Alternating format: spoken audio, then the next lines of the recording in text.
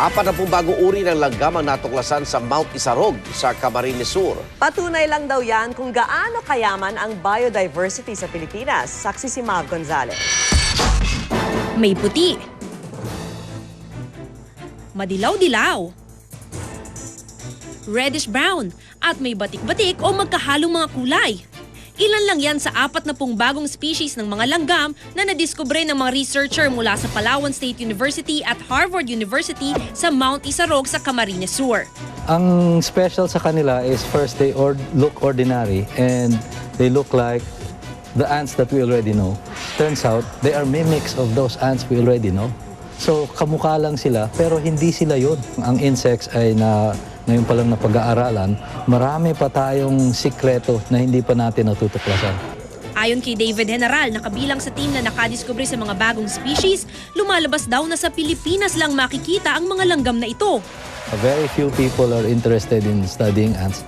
Since the 1900s, early 1900s, napag-aaralan na yung mga langgam ng Pilipinas pero paunti-unti. Sa ngayon, sa 300 ant genera sa buong mundo, mahigit 70 na ang nadidiskubre sa Pilipinas. Sa ngayon, nasa 92 na ang genera dito sa Pilipinas. Kakaiba raw ito para sa isang maliit na bansa. At kung ikukumpara nga, ay doble na daw ito ng bilang sa kilalang biodiversity hotspot na Madagascar. Maliit man, may malaking papel ang mga langgam sa ginagalawan nitong ecosystem at posibleng makaapekto sa ibang hayop at halaman kung maubos. Kaya naman ikinakampanya ng kapuso YouTube sensation na si Mikey Bustos na isa ring amateur myrmecologist o nag-aaral tungkol sa mga langgam ang pangangalaga sa kanila at sa mga kagubatang kanilang tinitirahan. Ants are super important kasi they're decomposers, they're predators. A lot of plants depend on ants for pollination. Sa ngayon, ayon kay General, wala pang komprehensibong pag-aaral ng mga langgam sa Pilipinas. Kaya't umaasa ang mga siyentipiko na magbibigay daan sa mas malalim na pananaliksik ang mga bagong diskubreng ant species. Ako si Mav Gonzalez, ang inyong saksi. Football superstar David Beckham hindi kabilang sa mga maglalaro para sa Britanya sa 2012 London Olympics. At whirlwind marriage ni Katy Perry sa dating asawang si Russell Brand, masisilip sa documentary film ng pop singer. Saksen po ang mga balita mula sa iba't ibang panig ng mundo.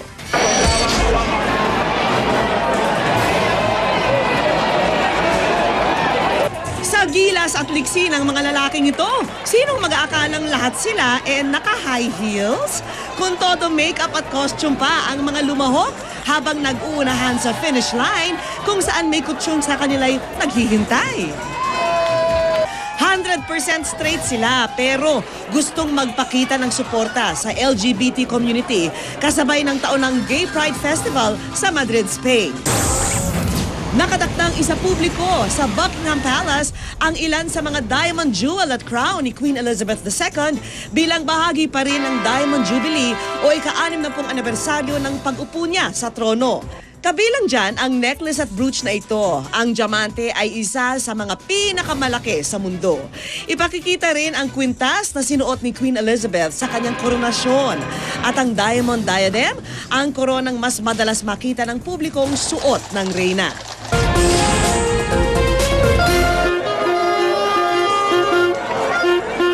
Isinantabi muna ng mga taga-Italy ang problema sa ekonomiya para ipagdiwang ang tagumpay ng kanilang national squad kontra Germany sa semifinals ng Euro 2012 Football Championship.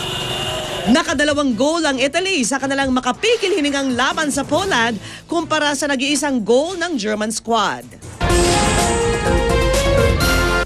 Lubos naman ang panghihinayang ng football superstar na si David Beckham na di siya makapaglalaro para sa Britanya sa London Olympics ngayong Hulyo. Hindi kasi napili si Beckham sa shortlist ng British squad. Sa ngayon, tutok sa training si Beckham sa kanyang koponang Los Angeles Galaxy.